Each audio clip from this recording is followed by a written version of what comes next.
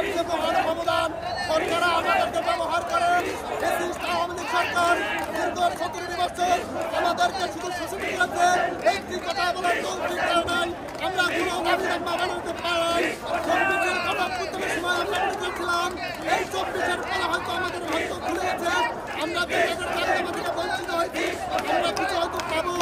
দুঃখের সহিত বলতে হচ্ছে, আমরা আমাদের যৌক্তিক দাবি হাঁটাতে দিতে এসে গিয়ে আমাদের শিক্ষক সমাজ রক্তে রঞ্জিত হয়েছে।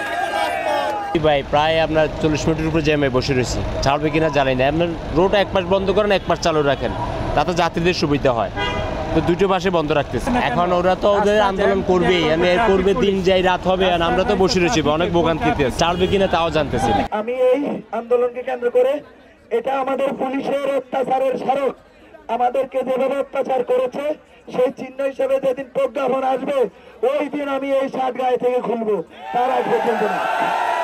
আমি লিখেছি, কৃষিতে কাজ করব, মজুরি খাটবো, সন্তানদেরকে নিয়ে ডাল ভাত খেয়ে বাঁচবো। আপনার এই ভিক্ষার চাকরি আমরা করব না।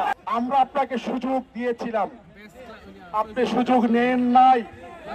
আপনার সাথে যে আলোচনা হয়েছে, যে প্রস্তাব দেওয়া হয়েছে, এই প্রস্তাব আমরা ফিরিয়ে নিলাম। এখন আমাদের যে 3 দাবি ছিল, আমাদের 20% বাড়ি ভাড়া এই মাস থেকে দিতে হবে।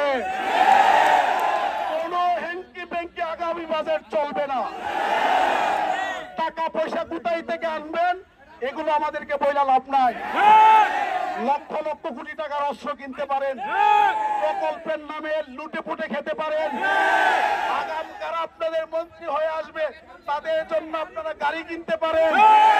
আর 6 লাখ শিক্ষক পরিবারের ডাল ভাতের খাওয়ার জন্য 3000 কোটি টাকা দিতে পারেন না। সুতরাং আমরা আমাদের প্রস্তাব ফিরিয়ে নিয়েছি। আমাদের 3 দাবি: 20% বাড়ি ভাড়া, 1500 টাকা মেডিকেল ভাতা, 75% উৎসব ভাতা এই মাস থেকে দিতে হবে।